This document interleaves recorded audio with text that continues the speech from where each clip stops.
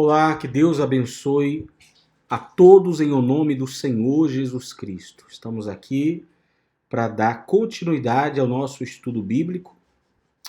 Vamos abrir aqui a Bíblia agora no livro de Romanos, capítulo 6. Você pode, nesse momento, abrir a sua Bíblia no livro de Romanos. Estamos fazendo essa série para estudar, analisar, meditar na palavra de Deus, agora no livro de Romanos, esse livro que foi escrito pelo apóstolo Paulo, à igreja que estava em Roma.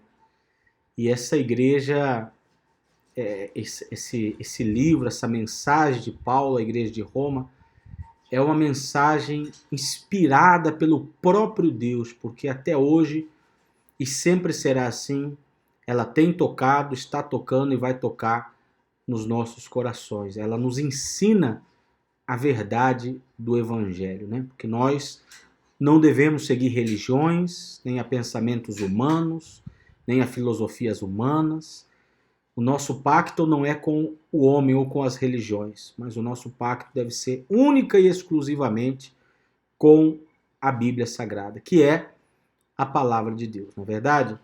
Então vamos fazer uma oração agora e pedir ao Espírito Santo que nos ilumine para entender a sua palavra. Senhor, nosso Deus e nosso Pai, meu Deus, em o nome do Senhor Jesus Cristo, mais uma vez aqui estou para servir de instrumento do Senhor, para levar a tua palavra, Senhor.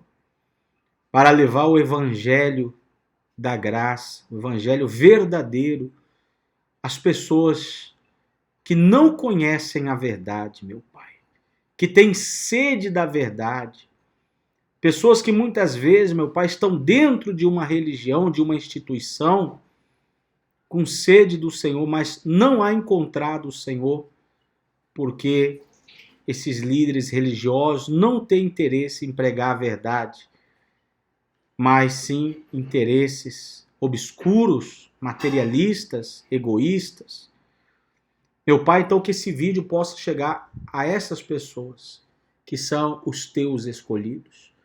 Meu Senhor, fala conosco nesse momento e que esse vídeo possa chegar para edificar, para fortalecer, para iluminar, para abençoar a vida das pessoas. Em nome do Pai, do Filho e do Espírito Santo. Amém e graças a Deus. Muito bem. Creio então que a sua Bíblia já está aberta em Romanos capítulo 6.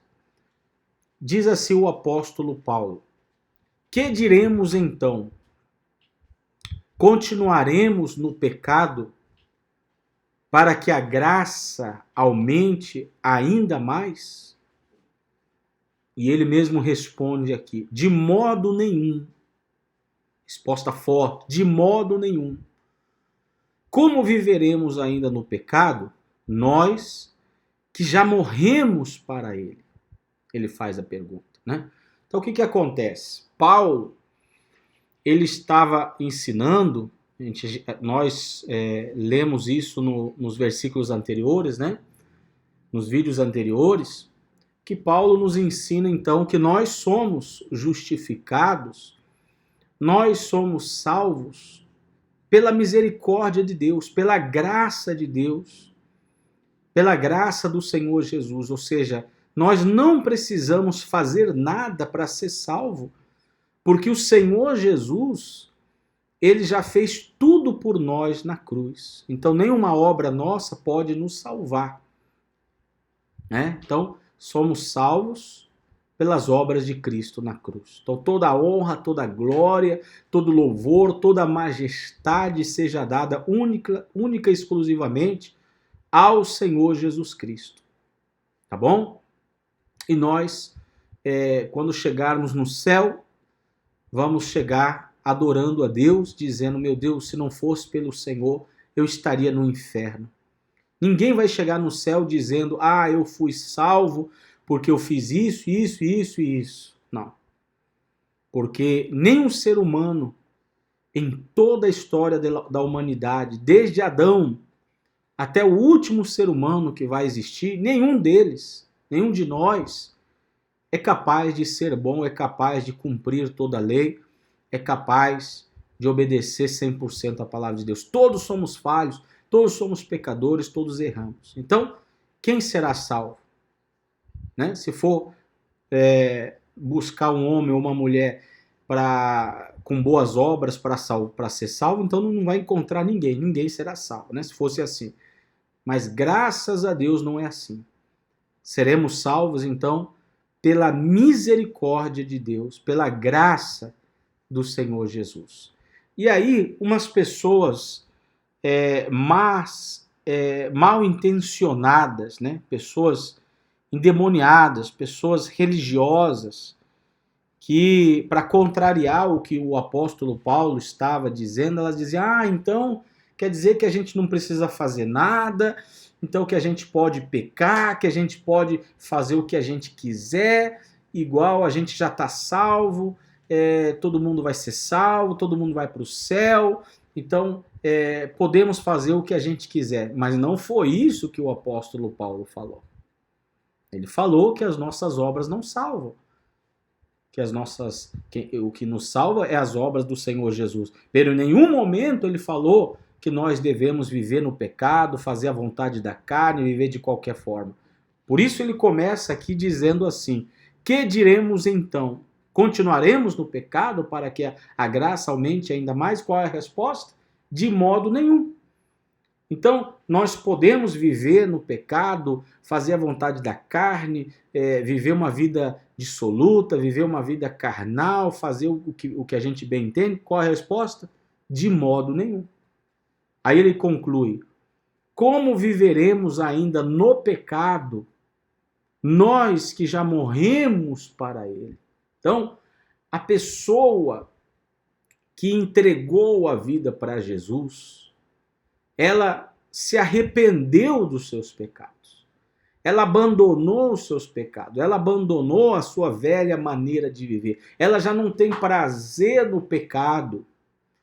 O prazer dela é viver uma vida santa, uma vida reta, uma vida íntegra diante de Deus.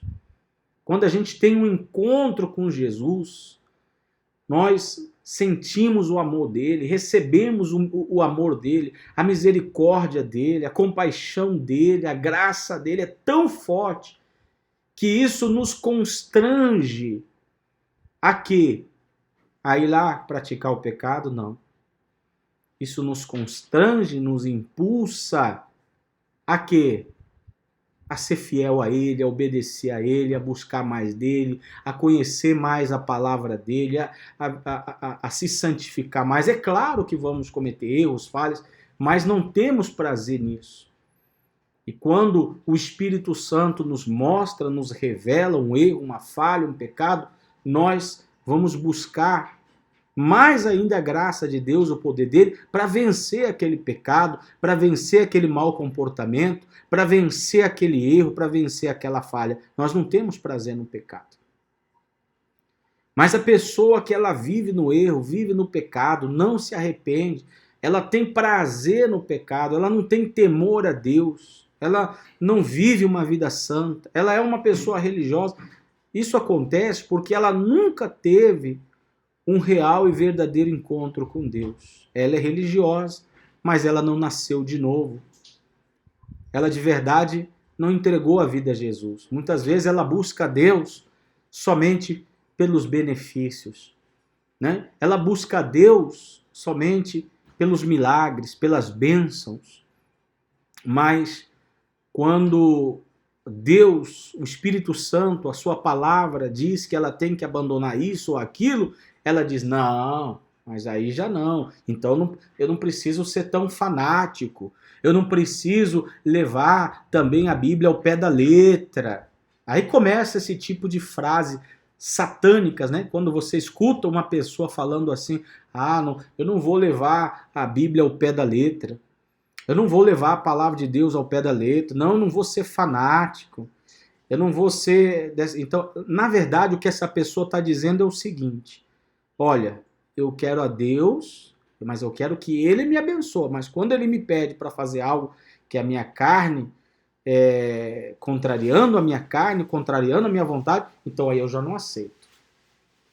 É aquela pessoa que ela quer somente aquelas partes da Bíblia que fala de bênção, de promessa, de milagre, na verdade, de salvação, mas quando ela lê uma palavra que fala de santidade, de arrependimento, de abandonar o mundo, de abandonar o pecado, então ela fala assim, não, isso aí eu não aceito. Então essa pessoa, esse tipo de pessoa que diz que não, a gente não tem que estudar tanto a Bíblia, que a gente tem que buscar de uma maneira superficial. Então essa pessoa, ela é satânica. Essa pessoa não nasceu de novo, essa pessoa é um falso profeta. É um falso profeta, é um falso cristão. É um hipócrita, meu amigo e minha amiga. É isso que o Espírito Santo está falando aqui. No versículo 2 ele diz, de modo nenhum. Como viveremos ainda no pecado, nós que já morremos para ele? Então, o cristão, ele morreu para o pecado. Então o pecado já não existe para a gente. Assim como Cristo morreu na cruz, nós morremos juntamente com ele para o pecado. E é isso que ele vai explicar aqui no versículo 3. Ele diz assim, ou será que vocês ignoram que todos nós que fomos batizados em Cristo Jesus, fomos bautizados na sua morte, fomos sepultados com ele na morte pelo batismo, para que, como Cristo foi ressuscitado dentre os mortos pela glória do Pai, assim também nós andemos em novidade de vida. O que o apóstolo está falando aqui, o Espírito Santo? Que assim como Jesus morreu naquela cruz, nós morremos juntamente com ele. Ele foi o nosso representante. Ele é o nosso representante. Ele é a primícia. Tá? Ele é o primeiro e nós somos aqueles que vão atrás. Estamos unidos com ele. Ou seja, tudo que sucedeu a ele, então sucede a nós. Então, assim como ele morreu para o mundo, para o pecado, nós também morremos para o mundo, morremos para o pecado. E assim como Cristo ressuscitou, a morte não pôde vencê-lo, o pecado não pôde vencê-lo, ele ressuscitou ao terceiro dia e hoje está à direita do Pai no céu, assim nós também, né? Morremos para o mundo, morremos para o pecado e ressuscitamos, nascemos de novo, somos uma nova criatura. Ainda estamos nesse corpo, né, corruptível, ainda estamos nesse mundo podre, corrupto, ainda temos que conviver nesse mundo com pessoas incrédulas, com os filhos do diabo, né? Como Jesus uma vez ele falou, ó geração incrédula, até quando estarei com vocês? Quer dizer, Jesus, ele teve nesse mundo, mas o desejo dele era estar com o Pai. Assim também nós estamos passando aqui nesse mundo, para a gente é um deserto, né? Estamos passando pelo deserto, passando por tentações, por tribulações, por problemas, por injustiças, né? Convivendo com toda essa sujeira, essa porcaria desse mundo. Mas nós temos que viver como Jesus viveu, uma vida santa, uma vida reta. E assim como quando ele morreu, ele ressuscitou e hoje está no céu, o mesmo vai acontecer com todos os cristãos. Ou seja, nós somos imitadores de Cristo. O que sucedeu a ele está sucedendo e vai suceder com todos aqueles que creem. São todos? Não. São os religiosos? Não. Mas os sinceros, aqueles que realmente têm o desejo, né, de agradar a Deus. Então, esse batismo que Paulo está falando aqui não é o batismo nas águas. Nós fomos batizados com Cristo na cruz, ou seja, fomos imersos em Jesus. Fomos unidos com Jesus, né? Então, o que sucedeu a ele, sucede a nós. Por isso que a justiça dele vem para nós. Somos justificados graças ao Senhor Jesus Cristo. Tá dando para entender? Então vamos continuar.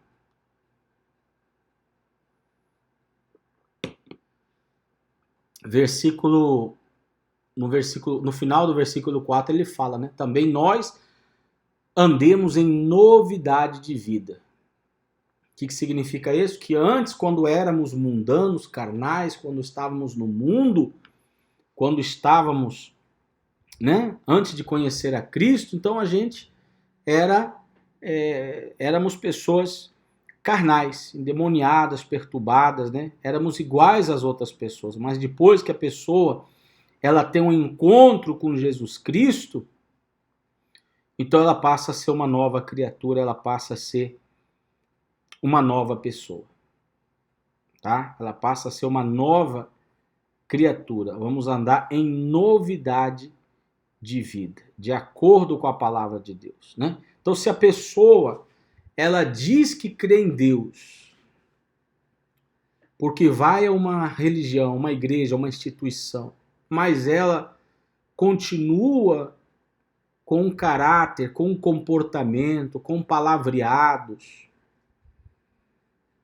igual às pessoas do mundo, então essa pessoa não nasceu de novo, essa pessoa não está salva. Ela não morreu para o mundo, ela não ressuscitou para a vida eterna. Então essa pessoa está condenada. Então são os frutos de cada um, as obras de cada um, revela, mostra se ela é ou se ela não é de Deus. Como Jesus uma vez disse, você conhece uma árvore pelos frutos, não é verdade? Versículo 5 diz, porque se fomos unidos com ele na semelhança da sua morte, certamente o seremos também na semelhança da sua ressurreição. Sabendo isto, que a nossa velha natureza foi crucificada com ele, para que o corpo do pecado seja destruído e não sejamos mais escravos do pecado. Então nós não somos escravos. O pecado não pode mais dominar o crente, o cristão. Aquela pessoa que diz, não, que a carne é fraca, que Deus entende, né? Então essa pessoa ela é escrava do pecado ainda. Por que ela é escrava do pecado? Porque ela não nasceu de novo, não se arrependeu, não se entregou de fato, de verdade.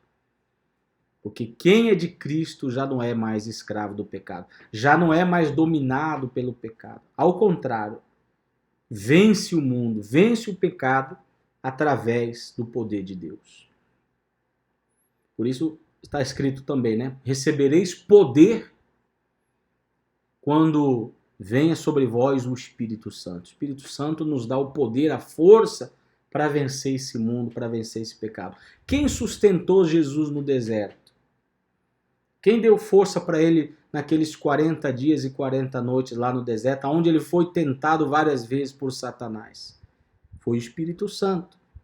Em nenhum momento Jesus pecou. Então assim também o Espírito Santo nos dá força. Não é verdade? É só buscar a comunhão com ele, manter a sua comunhão com ele, manter a sua fé diariamente, meditando na sua palavra, buscando a ele, separando tempo para ler a Bíblia, para orar, para buscar a ele, colocar ele em primeiro lugar. Obviamente que o Espírito Santo vai estar conosco, nos dará a força e a condição para vencer o mundo, para vencer o pecado, para viver uma vida santa, mesmo estando nesse mundo tão corrompido, não é verdade? Continua assim, versículo 7. Pois quem morreu está justificado do pecado. Ora, se já morremos com Cristo, cremos que também viveremos com ele. Sabemos que, havendo Cristo ressuscitado dentre os mortos, já não morre, a morte já não tem domínio sobre ele. Pois quanto a ter morrido de uma vez para sempre, morreu para o pecado. Mas, quanto a viver, vive para Deus. Assim também vocês considerem-se mortos para o pecado, mas vivos para Deus em Cristo Jesus. Ou seja, hoje o mundo tem que estar morto para nós. Estamos mortos para o mundo e teremos que viver para Cristo, né? Ainda enquanto a morte não chega, enquanto o momento não chega de encontrarmos com o nosso Deus, enquanto estamos nesse mundo, temos que batalhar dia a dia para vencer o pecado, para viver uma vida reta diante de Deus, assim como Cristo Jesus. Viver para Deus. Muitos vivem para si mesmo. Quantas são as pessoas que falam assim: eu vivo para minha família, eu trabalho pelos meus filhos, eu vivo por fulano, por mengano, por ciclano, não é verdade? Quantas são as pessoas que falam assim? Por que ela fala dessa forma? Por que ela fala dessa maneira? Porque ela não conhece a Deus. Porque quem conhece a Deus já não vive para satisfazer as suas vontades, ou por alguém, ou para alguém, ou para... Já não vive, eu vou... o meu objetivo principal é ter uma casa, é ter um carro, é ter muito dinheiro, é viajar, é ter isso, é ter aquilo. Então essa pessoa não teve um verdadeiro encontro com Deus. Porque o cristão verdadeiro, ele vive para Cristo. Ele vive para agradar a Deus, ele vive para servir a Deus, para fazer a vontade de Deus. Jesus é a sua prioridade. É claro que ele vai estudar, vai trabalhar, ele vai atender a sua família, ele vai passear, ele vai desfrutar do que Deus lhe dá, mas esse não é o seu objetivo principal. Seu objetivo principal é a sua salvação, é a sua comunhão com Deus. Tá compreendendo? Então aí você vai vendo a diferença de quem é e de quem não é de Deus. Tá bom? Aí continuando, no versículo 12, ele diz: portanto, não permitam que o pecado reine em seu corpo mortal, fazendo com que vocês obedeçam às suas paixões. Não permitam. Então a gente pode permitir, o cristão pode permitir o pecado entrar, ou ele pode expulsar. É como um amigo, né? Você tem um amigo, e esse amigo vive nas drogas, vive na marginalidade, vive metido em coisas erradas. Você pode permitir que essa amizade continue, você pode colocar ele dentro da sua casa, ou você pode cortar esse tipo de amizade, dizer, não, isso aí não me convém, esse tipo de amizade não me convém. E não permitir mais que esse tipo de pessoa entre na sua casa. Você pode falar de Jesus para ele, você pode evangelizar ele, você pode amá-lo, você pode orar por ele, mas você já não vai viver em comunhão com ele. Você não vai, né, viver nas práticas dele. E assim também com todas as pessoas, assim também com o pecado. Você não pode, o cristão não vai conviver com o pecado, não vai se deixar dominar pelo pecado. Vai fugir do pecado. Deus nos ensina a fugir. Lembra de José? Quando aquela mulher de Potifar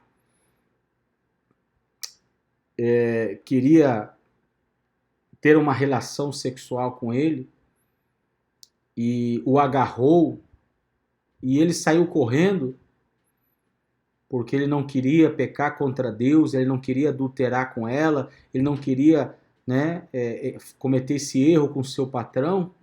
Ele fugiu literalmente do pecado. Lembra de Daniel, quando ele estava lá na Babilônia e os servos do rei foram oferecer para ele e para os seus companheiros as iguarias né, as comidas, as carnes que o rei comia, e ele disse: eu não vou me contaminar com essas iguarias, porque ele sabia que aquela comida era oferecida aos demônios. E ele disse: não, por mais que a comida seja muito boa, mas eu não vou me contaminar com ela, vou comer só legumes. Ele escolheu não se contaminar. Ele escolheu a santidade. Ele escolheu honrar a Deus. Daniel, Noé, José e muitos outros. E assim nós devemos fazer o mesmo.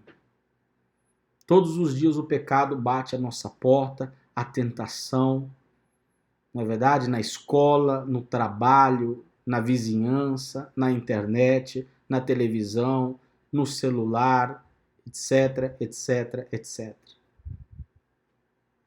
Mas cabe a nós fugirmos disso, rejeitarmos isso e manter a nossa santidade. É isso que ele começa a falar aqui no versículo 12. Portanto, não permita que o pecado reine em seu corpo mortal, fazendo com que vocês obedeçam às suas paixões. Também não ofereçam os membros do corpo ao pecado, como instrumento de injustiça, mas como pessoas que passaram da morte para a vida, ofereçam a si mesmos a Deus e ofereçam os seus membros a Deus como instrumento de justiça. Porque o pecado não terá domínio sobre vocês, pois vocês não estão debaixo da lei, sim da graça. Quer dizer, os nossos membros, o que são os nossos membros? Os nossos ouvidos, todo o nosso corpo, os nossos olhos, a nossa boca, a nossa língua, os nossos pés, as nossas mãos, etc, etc. Vamos usar os nossos membros, o nosso corpo, para a prática do pecado ou para Deus? É a gente que vai escolher. E quem é de Deus escolhe usar o seu corpo, a sua vida, para honrar a Deus. E então, havemos de pecar porque não estamos debaixo da lei, sim da graça? De modo nenhum. Mais uma vez, Paulo fala categoricamente de modo nenhum. Será que vocês não sabem que, ao se oferecerem como servos para a obediência, vocês são servos daquele a quem obedecem, seja do pecado que leva à morte ou da obediência que conduz à justiça?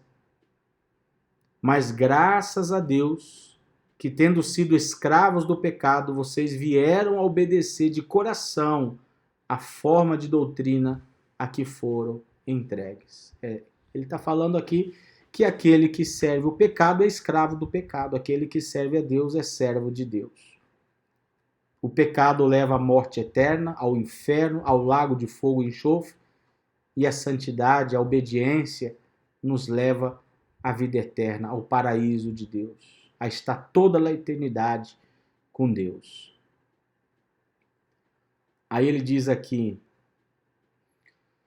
no versículo 18, e uma vez libertados do pecado, foram feitos servos da justiça. Falo em termos humanos, por causa das limitações de vocês. Assim como oferecer os seus membros para que fossem escravos da impureza e da maldade que leva à maldade, assim agora, ofereçam agora os seus membros para que sejam servos da justiça para a santificação. Ou seja, assim como quando antes de conhecer a Jesus, gastamos a nossa vida, pintamos e bordamos, fizemos tudo que não presta. Não é verdade? Agora que somos de Cristo, o que a gente vai fazer? Vamos usar toda a nossa força, toda a nossa energia, tudo que temos para agradar a Deus, para servir a Deus, para obedecer a Deus, para viver uma vida santa e reta diante de Deus. Versículo 20. Porque quando vocês eram escravos do pecado, estavam livres em relação à justiça. Naquele tempo, que fruto vocês colheram? Quer dizer, quando éramos do mundo, qual o fruto que coisa boa recebemos, né? Nada, né? Só desgraça, só maldição. Somente as coisas de que agora vocês se envergonham, né? Temos vergonha de certas práticas, de certas coisas do nosso passado, não é verdade? Agora, quem não se envergonha do passado é porque, na verdade, ainda vive da mesma forma. Porque o fim delas é a morte. Agora, porém, libertados do pecado, transformados em servos de Deus, o fruto que você escolhe é para a santificação. O que é a santificação? É que a gente vai ser perfeito, que a gente não vai errar? Não, vamos errar, vamos pecar. Mas não vamos ficar no pecado. Vamos nos santificar. O que significa? Vamos nos separar. A palavra santo significa separado. Quando a gente vê que ali é algo que não agrada a Deus, a gente sai fora. A gente não vai ficar na roda dos escarnecedores. Né? Se tem alguma coisa na televisão que é sua, a gente vai mudar de canal ou vai apagar a televisão. E da mesma forma na internet, da mesma forma no meio da família, dos amigos, dos colegas, nessa sociedade corrupta. Viver uma vida santa é você se separar. Ah, mas aí eu vou perder familiares, eu vou perder amizades, eu vou perder trabalho, eu vou perder dinheiro, eu vou perder de ganhar uma promoção no meu trabalho, eu vou perder de ganhar... É melhor que você perca do que a sua alma inteira ir para o inferno. Não foi o que Jesus falou? Se o teu olho te faz pecar, é melhor você arrancar ele do que entrar no inferno com o seu olho. É melhor você entrar no céu. Claro que isso é uma metáfora. Jesus não estava falando que você tem que arrancar o olho, arrancar um braço, arrancar uma perna, mas ele está falando que nós temos que fazer o esforço, o sacrifício que seja necessário, ou perder se for necessário. Porque do que adianta você ganhar o mundo inteiro e perder a sua alma? Do que adianta você estar rodeado de amigos, de colegas, de pessoas, se depois a tua alma vai para o inferno? Pensa nisso, analisa isso. Tá bom? Naquele tempo, que fruto vocês escolheram? Somente as coisas de que agora vocês se envergonham, porque o fim delas é a morte. Que morte que ele está falando aqui? A morte eterna. Agora, porém, libertados do pecado, transformados em servo de Deus, o fruto que você escolhe é para a santificação. E o fim, neste caso, ou seja, quando a pessoa vive na santificação, é a vida eterna. Porque o salário do pecado é a morte, mas o dom gratuito de Deus é a vida eterna em Cristo Jesus, nosso Senhor. Né? Então ele termina mais uma vez falando aqui que é graças a Jesus. Ele é o caminho, ele é a verdade, ele é a vida. Não é religião, não é igreja, não é papa, não é pastor, não é bispo, não é apóstolo, não é ninguém. Não são nossas obras, não é caridade, não é dar comida aos pobres, não é ajudar as pessoas que vai salvar a gente. Porque por mais que você faça tudo isso, você continua sendo um pecador. E o salário do pecado é a morte. Então só há uma maneira de a gente ser salvo, que é pela graça e a misericórdia do Senhor Jesus. Temos que ajudar as pessoas, temos que ter boas obras, sim, claro, mas isso já é consequência da nossa salvação, não condição para a nossa salvação, tá bem? Então vamos parar por aqui, concluímos o capítulo 6, concluímos aqui o capítulo 6 de Romanos, e no próximo vídeo nós vamos dar continuidade, tá bom? Se você gostou do vídeo, se o Espírito Santo falou com você, você aprendeu, o que você deve fazer? Compartilhar, não tenha vergonha. Ah, mas o que vão falar? Não tenha vergonha. Não se envergonhe do Evangelho. Vergonha é viver no erro, viver no pecado, tá bom? Então o que você deve fazer é compartilhar. Pega o link, compartilha no WhatsApp, no Facebook, enfim, todas as suas redes sociais, amigos, colegas, familiares. Se inscreve aí no canal agora. Ativa o sininho para você receber notificações dos novos vídeos. E enfim, busque aí a playlist do livro de Romanos, tá? Já estamos no capítulo 6, mas você deve, se você não pegou os outros vídeos, vai lá para o começo, assista o vídeo 1, 2, 3, até esse. Terminou de assistir a série de Romanos, vai e assiste lá a série de Gálatas, a série de João, tá tudo aí no meu canal do YouTube. Vamos continuar pregando o Evangelho por esse meio até Deus nos levar. Tá bom? Sempre fazendo a vontade dele. Qualquer dúvida, se você tem alguma dúvida, você diz assim, Elvis, eu tenho uma dúvida, eu tenho um problema, eu preciso de uma orientação. Então o que você deve fazer? Escreve aí nos comentários, tá bom? E eu vou te responder. E se é uma coisa que você não quer colocar pública nos comentários, então só escreve assim, Elvis, eu quero falar com você. Aí eu coloco ali o meu WhatsApp nos comentários, você entra em contato comigo por WhatsApp e com o maior prazer eu vou estar te ajudando, tá bom? Esse é o nosso intuito, ajudar você a conhecer a verdade. Tá certo, meu amigo? Deus abençoe, um forte abraço e até o próximo vídeo.